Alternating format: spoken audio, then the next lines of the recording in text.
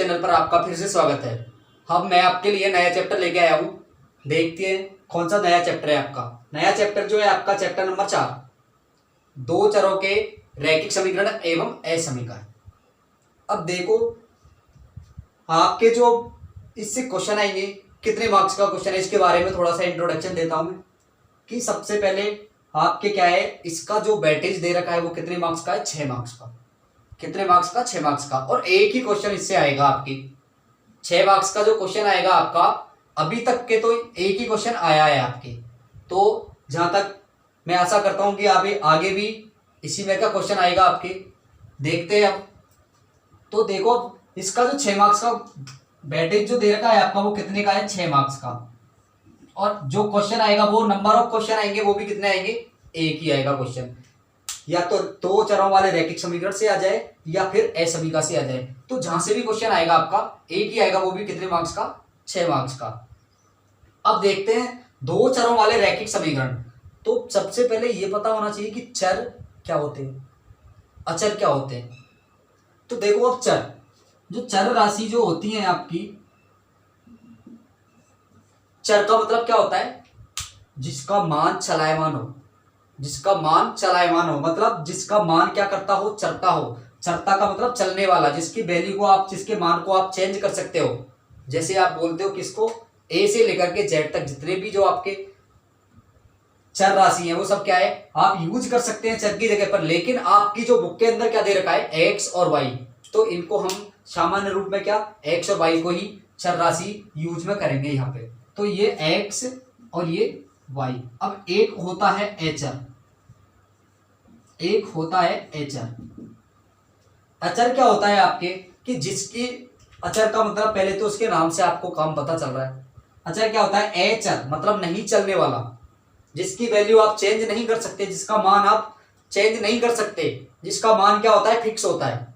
वो क्या होते हैं आपके, कांस्टेंट। जैसे 1 से लेकर के जितने भी नंबर है वो क्या है आपके कांस्टेंट। जैसे 1 2 3 ये सब क्या है आपकी कांस्टेंट राशि, मतलब अचर राशि। और ये क्या है आपकी चर राशि। अब इसका जो सामान्य रूप जो होता है आपके, जो दो चरों वाले रैखिक समीकरण का जो सामान्य रूप होता है वो देखो क्या होता है। अब सामान्य रूप में आपको इतना सा पता है, जैसा उसका नाम वैसा उसका काम। जैसे उसने बोला है कि दो चर, तो उसके अंदर आपके अंदर क्या आना चाहिए, दो चर आने चाहिए। क्या आना चाहिए, दो चर। जैसे आपका इसमें होता है आपके जो नॉर्मल फॉर्म होती है इसकी, ए एक्स प्लस बी वाई बराबर सी। ये आपके क्या होते हैं, इसका नॉर्मल फॉर्म होती है, सामान्य फॉर्म। अब जैसे आपके एक और समीकरण मान ली, इसको दूसरी भी क्या मान लेंगे, जैसे a1 और b1। यहां पर मान लिया आपने a2 x plus b2 y c2 और ये c1। तो ये भी क्या है आपके, ये दोनों समीकरण क्या है आपके रैखिक युग्म हो गए आपके। क्या, जैसे रैखिक समीकरण, आप दोनों को क्या करना पड़ेगा, जैसे आपके लिए रैखिक युग्म बनाना है, जैसे ग्राफीय रिप्रेजेंटेशन करना है आपको, ग्राफीय आलेख करना है, उसके लिए आपके कितनी समीकरण की जरूरत पड़ेगी, 2 की। तो उसके लिए आपने माना जैसे a1x plus b1y c1, a2x plus b2y c2। तो इन दोनों जो आपके रैखिक समीकरण दे रखी है, इन्हीं को आपको हल करके, इनको हल करके और x y की जो वैल्यू निकाल के, x और y की जो वैल्यू निकालोगे आप, उस वैल्यू को क्या करना है आपको, ग्राफिकल रिप्रेजेंटेशन करना है। और इसी में आपके क्या आता है, जैसे a1 b1 और c1। अब ये जो आपके तीन क्या दे रखे हैं, तीन आपके कांस्टेंट दे रखे हैं यहां पर। क्या है ये, कांस्टेंट। अब यहां देखो, एक पहली रैखिक समीकरण दूसरी रैखिक समीकरण, दोनों को सॉल्व करके अब आपके पास इनके सॉल्यूशन के आपको पता है जो मेथड दे रखे हैं वो भी आपके आगे मैं करवाऊंगा, ठीक है।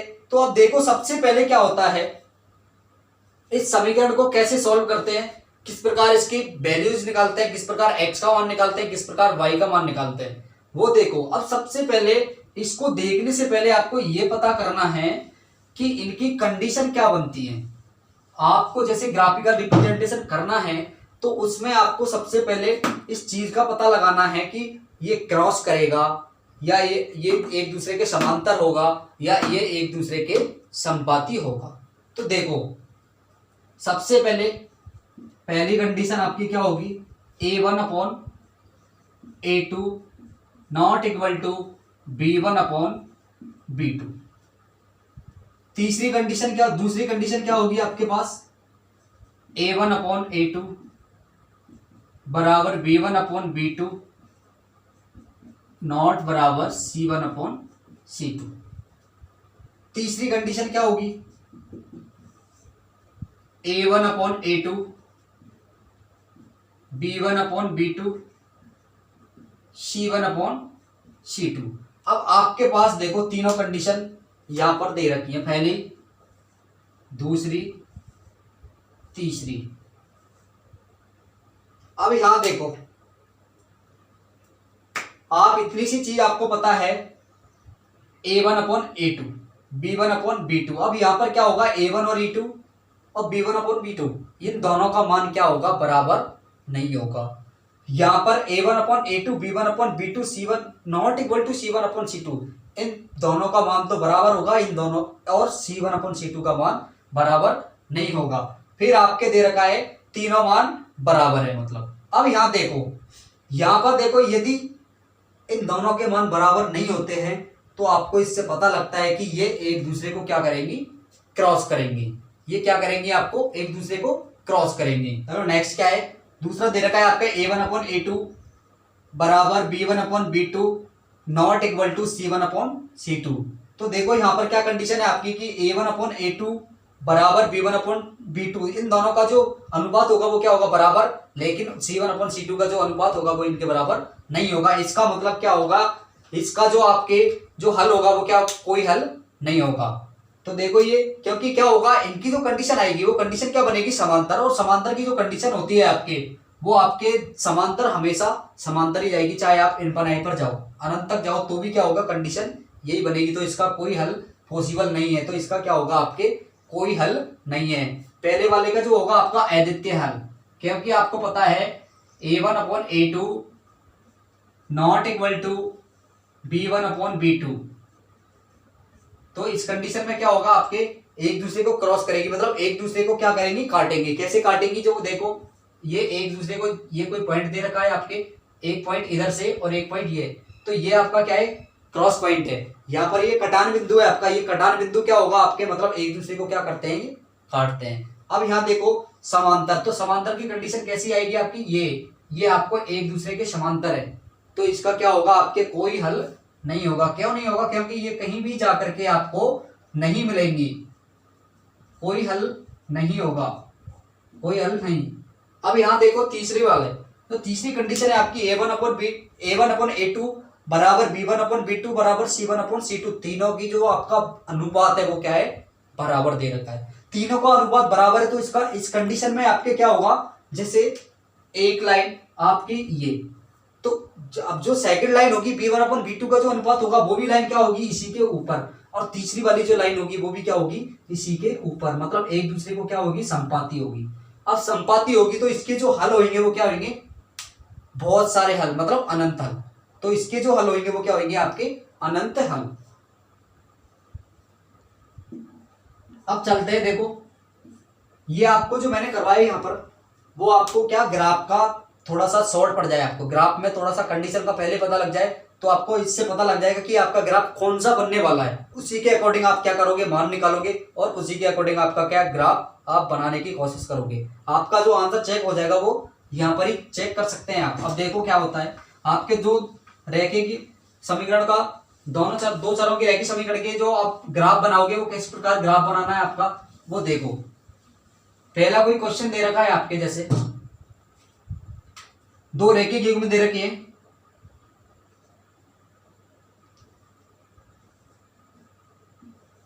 थ्री एक्स प्लस वाई बराबर 4, एक्स प्लस 3y 2। अब यहां देखो समीकरण 1 समीकरण 2। अब यहां देखो, सबसे पहले आप यहां भी कंपैरिजन कर सकते हैं। कैसे कर सकते हैं, देखो A1/A2 B1/B2 C1/C2, यहां से आपको पता लग जाएगा डायरेक्टली। इसलिए मैंने जो आपको पहले जो A1/A2 और B1/B2 C1/C2 ये चीज करवाया था, जिससे आपको क्या गलती होने के चांसेस थोड़े से कम हो जाएं। अब यहाँ देखो, यहाँ से आप चेक कर सकते हो A1 क्या है आपके पास, ये A2 क्या है, ये B1 B2 C1 C2। यहां देखो 3/1। B1 क्या है आपके पास, इसके आगे कुछ भी नहीं दे रखा, इसका मतलब क्या है 1। फिर 4/2 मतलब 4/2। अब यहां देखो 3:1, 1:3 और 4:2। तो यहां पर देखो आपके पहली ही कंडीशन आपके नॉट इक्वल आ रही है, पहली ही कंडीशन आपके नॉट इक्वल आ रही है। इसका मतलब क्या होएंगी, ये एक दूसरे को क्रॉस करेंगी। ये क्या करेंगी, मतलब ये अपनी क्या होती है, पहली वाली ही कंडीशन को सेटिस्फाई करता है। क्या करता है, ये पहली ही कंडीशन को सेटिस्फाई करता है, मतलब पहली कंडीशन अपनी यहां पर लागू हो रही है या नहीं हो रही। मैंने करवाया था आपको A1/A2 बराबर B1/B2 नॉट इक्वल, ये करवाया था। आगे वाला आगे नहीं करवाया। आगे जब चलते हैं, जब ये दोनों इक्वल होते हैं तो आगे वाली वैल्यू को आप यूज करते हो। यदि यहां पर ही आपके अनइक्वल हो जाते हैं, ये दोनों नॉट इक्वल हो जाते हैं, तो क्या करते हैं अपन, तो देखो अब आगे किस प्रकार आपको समीकरण बनाना है। तो इस प्रकार से आपको जो मैंने करवाया शॉर्टकट, उसको बस आपको यूज करना है कब, एक बार आपके आंसर को चेक करने के लिए। तो देखो अब कंडीशन क्या होती है, पहली समीकरण से देखो, समीकरण 1 से, समीकरण 1 से, समीकरण 1 क्या दे रखी है आपके 3x + y = 4। अब यहां देखो आपको क्या बनाना है, पहले x और y दोनों के मान निकालने हैं। अब इसमें से क्या होगा आपके कि या तो x को बराबर में करो, x को सेपरेट करो, मतलब x को अलग करो और सारी जो मान है उसको उनको कहां ले जाओ, बराबर के उधर। ऐसा नहीं होता। अब यहां पर सबसे पहले आपके ये चीज देखो छोटी से छोटी, कि जो आपके पास सिंगल जो वेरिएबल दे रखा है, सिंगल जो चर राशि दे रखी है, जैसे x और y में जैसे आपको सिंगल दिख जाए, मतलब जिसके आगे पीछे कोई भी नहीं हो, जैसे यहाँ पर y अकेला दे रखा है, इसके गुणा में कोई भी नहीं है, तो इसको आप से अलग करो। तो इससे क्या होगा, आपका जो कैलकुलेशन होगी वो क्या होगी, मतलब जो आपके समस्या आएगी आपको वो बहुत ज्यादा कम हो जाएगी। यहां से देखो अब y को इधर ही रखो और 3x को कहां ले जाओगे, उधर। तो यहां देखो y = 4, 3x किसके प्लस के, उधर जाती किसके हो जाएंगे, -3x, -3x हो गया। अब इधर से बॉक्स बना लो आप आराम से, 2 या 3 वैल्यू आप आराम से निकालो, ये x और ये y। अब यहां देखो आप, यहां पर आप क्या करोगे, x का मान रखते जाओगे, ऑटोमेटिक आपके पास किसकी वैल्यू आएगी, y की। मतलब जैसे ही आपने x का मान रखा तो किसकी वैल्यू आ जाएगी आपके पास, y की वैल्यू। अब यहां देखो x की जगह आपने क्या रखा, 1, तो पहले से आपकी सारणी के अंदर क्या रख दो, 1। यहां देखो y = 4 - 3 × 1, 3 × 1, x की जगह क्या रखा है अपन ने, 1, तो यहां पर भी क्या रखेंगे, 1। अब इसके बीच में कोई चिन्ह नहीं दे रखा, इसका मतलब ये नहीं होता कि आपके कोई चिन्ह नहीं दे रखा तो कुछ भी मान लो, नहीं, इसका मतलब क्या होता है, गुणा। तो ये क्या है, इसके गुणा में, तो क्या हो जाएगा, ये 3 × 1, 3 × 1 कितना होता है, 3, तो 4 - 3, जो y का मान आएगा वो कितना आ जाएगा, 1। मतलब आपने x का मान 1 रखा तो y का मान भी कितना आ गया, 1, तो यहां पर क्या रख देंगे, 1। अब सेकंड कंडीशन, वापस से वही समीकरण, y = 4 - 3, अब x की जगह कितना रखें, x की जगह आपने रखा जैसे 0, x की जगह आपने रखा 0। तो देखो 0 की कंडीशन मैंने पहले ही बता दिया आपको कि 0 को किसी से भी गुणा करोगे आप तो क्या आएगा, हमेशा 0। तो यहां देखो y = 4 - 3 × 0, x की जगह क्या रखा आपने, 0, तो ये 0 क्या रखा, 0, तो 3 को 0 से गुणा करेंगे कितना आ जाएगा, 0। y = 4 - 0 कितना आ जाएगा, 4, मतलब y का मान कितना आ जाएगा, 4।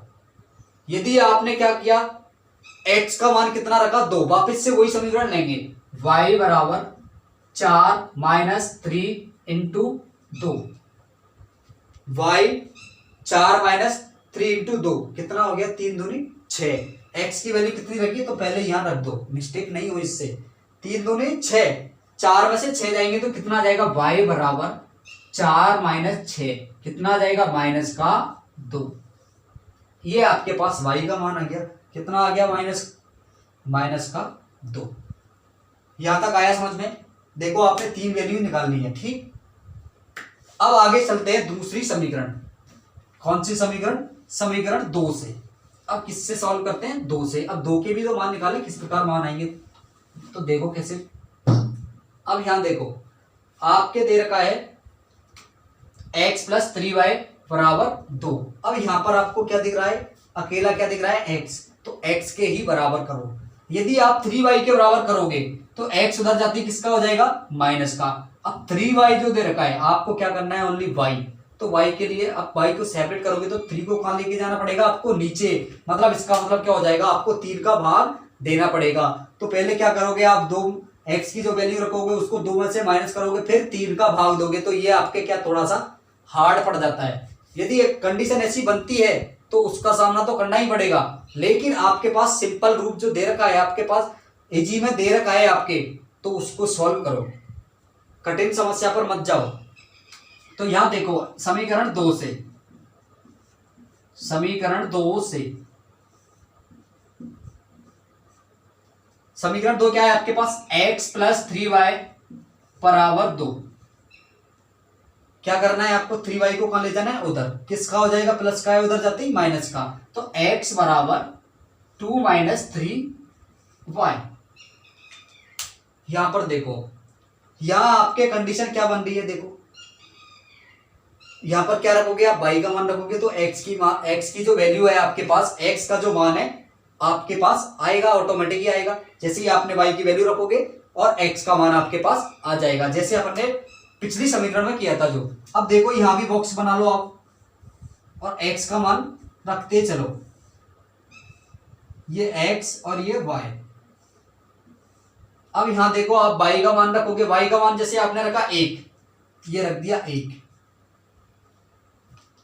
x बराबर 2 माइनस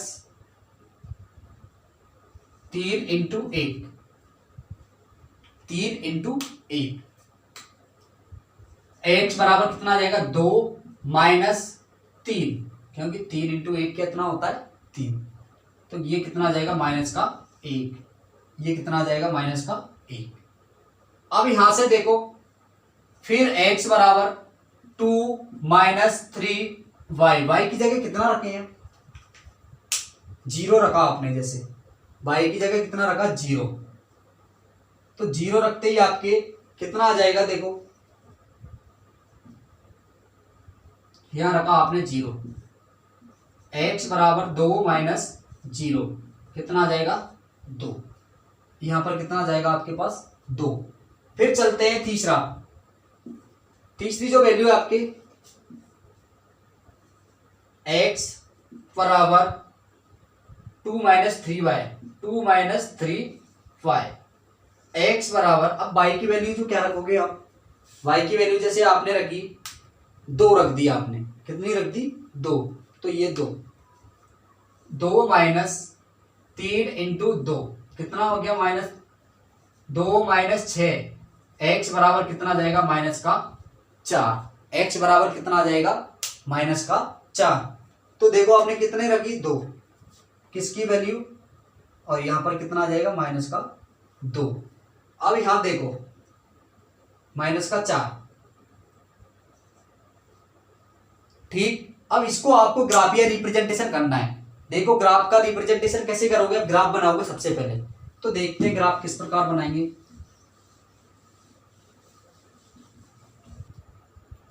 चलो अब ग्राफ बनाते हैं। देखो कैसे, किस प्रकार आपको ग्राफ बनाना है। देखो मैंने जो आपको जैसे ये क्वेश्चन सॉल्व करवाया, तो आपको क्या करना है, जो आपका जो मेथड है, आपका जो एक्स और वाई का मान निकालने का जो सिस्टम है, वो मेथड है, आपको वो सेम रखना है, कोई चेंजेस नहीं करना है इसके अंदर। और जैसे आपको ग्राफ बनाना है, जैसे मैं अभी सिखाता हूं वैसे ही बनाना है, वैसे ही करना है, कोई भी चेंजेस, यदि आपको एक क्वेश्चन करना आ गया तो आपको इसका मतलब यह है कि सारे क्वेश्चन आप आराम से कर सकते हैं। सिस्टम वही है आपका, जो मेथड वही है आपका, एक्स और वाई की जो मान निकालने का मेथड है वो एक ही मेथड है आपका, जिस प्रकार मैंने आपको बताया है वो।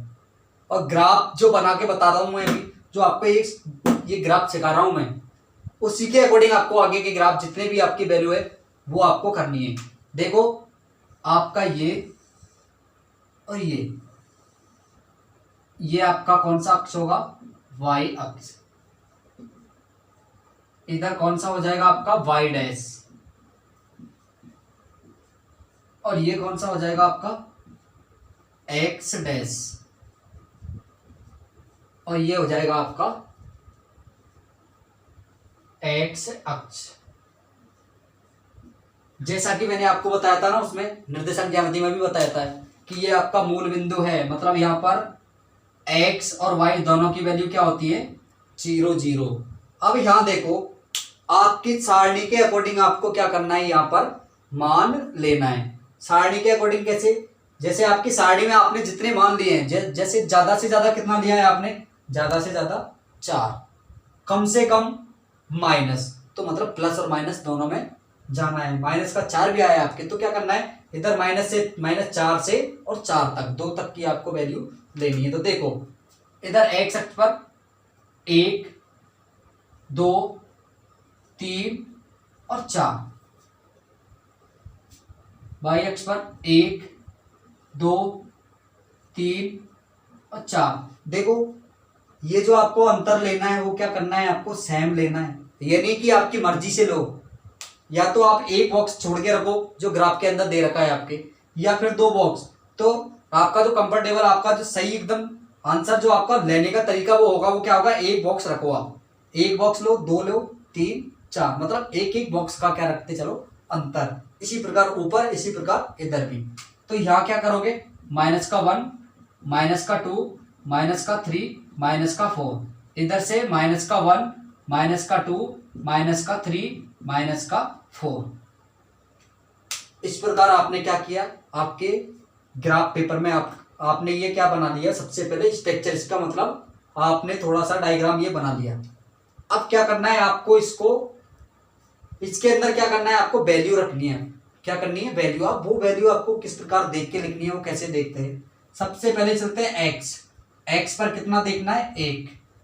एक्स पर अपना एक्स अक्ष कौन सा है, ये। अब पहले ये देखना है प्लस का या माइनस का, प्लस का, तो प्लस वाले मान किधर है, इधर, माइनस वाले इधर। तो प्लस का 1 है, तो यहां पर देखते हैं 1।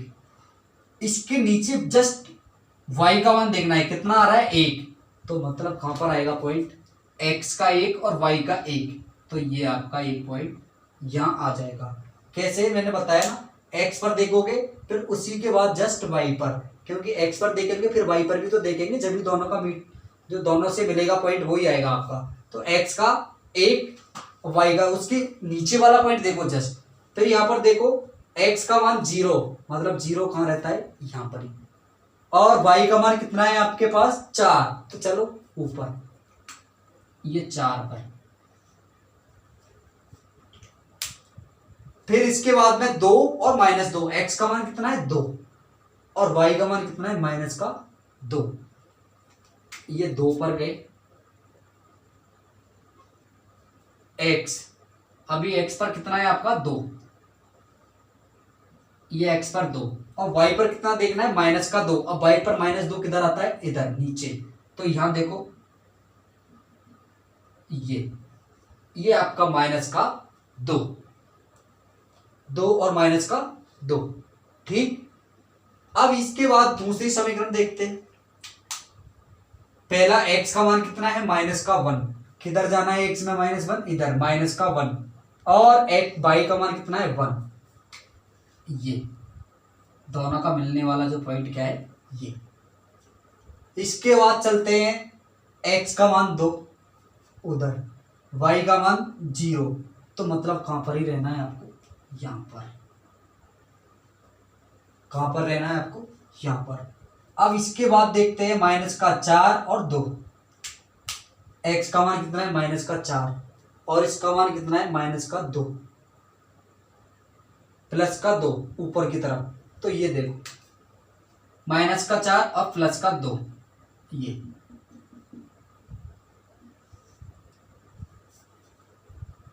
अब यहां देखो आपको तीनों के तीनों वैल्यूज आपके पास दिख रही हैं। ये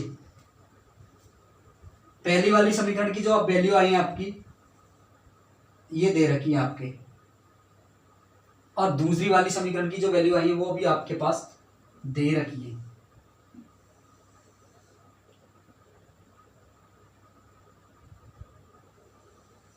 ये इसका मतलब ये एक दूसरे को क्रॉस कर रही है या नहीं कर रही? कर रही है। कर रही है या नहीं कर रही? एक दूसरे को क्या करेंगी? ये एक दूसरे को काटेंगी, ये आराम से एक दूसरे को क्या करेंगी? काटेंगी। काट रही है नहीं काट रही? तो इस प्रकार आपको क्या करना है, अब देखो ग्राफ के अंदर अभी पूरा नहीं हुआ, आपको ग्राफ के अंदर जो माना पैमाना होता है, क्या मानते हैं आप लोग? माना पैमाना। माना पैमाना तो एक्स अक्ष पर देखो, एक्स अक्ष पर कैसे मानोगे? देखो आपने क्या लिया, एक बॉक्स, या तो डायरेक्ट लिख दोगे एक डिब्बा या एक बॉक्स बराबर 1 मीटर या 1 सेंटीमीटर, ठीक है। डायरेक्ट आपको क्या लिखना है, एक बॉक्स बराबर 1 मीटर। उसी प्रकार वाई एक्स पर लिखना है आपको 1 बॉक्स या एक खाना बराबर 1 मीटर। फिर वाई एक्स पर भी जाओगे, वाई एक्स पर क्या करोगे आप, एक खाना या एक बॉक्स, बात एक ही है, कुछ भी लिख दो आप, जो भी आपको मानना है उसको, एक बॉक्स बराबर कितना, 1 मीटर। तो इस प्रकार उसको पता भी तो लगना चाहिए कि आपने, जैसे यहां पर तो अपन ने क्या माना, एक बॉक्स बराबर 1 मीटर ही माना, मतलब एक डिजिट ही माना, एक के बाद क्या माना आपने, 2, मतलब डिफरेंस कितना, तो एक एक करके लिया है, इधर भी कितने का लिया है, एक एक का। अब जैसे आप क्या करोगे, किसी में आपको 2, 4 जैसे डिजिट जो आपकी संख्या ज्यादा बड़ी आ जाए, तो 2, 4, 6 जितने का लोगे आप, तो लिखना कितना है आपको कि एक बॉक्स बराबर 2 मीटर। लिखना क्या है आपको, एक बॉक्स बराबर 2। हाँ, तो देखो ये सवाल अपना हो चुका है। अब यहाँ पर देखो, यहाँ पर जो मीटर मैंने लिखा है वो आप क्या अपन ने जैसे उसके अकॉर्डिंग, जैसे आपके किसमें सवाल में दे रखा है उसके अकॉर्डिंग मानना है। यदि आपको कुछ भी नहीं दे रखा आपका, तो क्या लिख देना, डायरेक्ट पीछे लिख के आना है इकाई। क्या लिख के आनी है, इकाई। पीछे क्या लिखनी है, एक बॉक्स बराबर 1 इकाई, बस, और कुछ भी लिख के नहीं आना। यदि आपको क्या क्वेश्चन नॉर्मल में दे रखा है तो आपको कुछ दे नहीं रखा। अब देखो सबसे पहले आपने, जैसे मैंने अभी ग्राफ बनाया, ठीक है, यदि इस प्रकार ग्राफ बनाते समय आपने क्या किया, अपन ने भी क्या किया, एक बॉक्स के पहले मान रखे, तो क्या करना है आपको, सबसे पहले क्या करना है, एक जो बॉक्स के आपने मान रखे उस मानों को पहले क्या करना है आपको, मिला देना है। यदि आपके वो सही लाइन पर नहीं आते हैं, एक ही लाइन पर नहीं आते हैं, इसका मतलब आपके मान क्या है, गलत है। यदि आपके क्या होते हैं, एक ही लाइन पर ये मान नहीं आते हैं, तो आपका मतलब कहीं ना कहीं आपने जो मान निकालने में क्या मिस्टेक की है। तो देखो इस प्रकार आपके सेकंड, जैसे ही आपने एक बॉक्स के मान रखे, मैच कर दिया, फिर उसी प्रकार दूसरी बॉक्स के मान रखोगे, मिलाओगे, आराम से आपको पता लग जाएगा कि आपकी जो आपकी रेखा है वो किधर जा रही है। उसके अकॉर्डिंग आप क्या कर सकते हो, इसको सिंपल में कर सकते हो। यदि आप बाद में दोनों ग्राफों के पहले बॉक्सों के आपने क्या रख दिए, मान रख दिए, फिर इसके बाद में मिलाओगे तो वैसे ही कंफ्यूजन हो जाएगा आपको कि कौन सा पॉइंट किसका है, कौन सा पॉइंट किसका है। तो सबसे पहले एक बॉक्स के मान मिलाए, उसकी लाइन खींची, फिर दूसरे बॉक्स के मान इस पर रखे और उसको भी मिला देना, फिर आपको कंडीशन होगी वो आपके सामने आ जाएगी। अब नेक्स्ट जो क्वेश्चन आपको प्रैक्टिस करने हैं, नेक्स्ट जो आपके इबादत वाले सवाल भी मैं लेके आऊंगा कल, जो आपके अच्छे अच्छे क्वेश्चन है, जो आपके अभी लेटेस्ट में जो आ रहे हैं क्वेश्चन, बोर्ड एग्जाम में जो लेटेस्ट में आपके आ रहे हैं इबादत वाले सवाल, उनके जो ग्राफ बनाना मैं आपको कल सिखाऊंगा।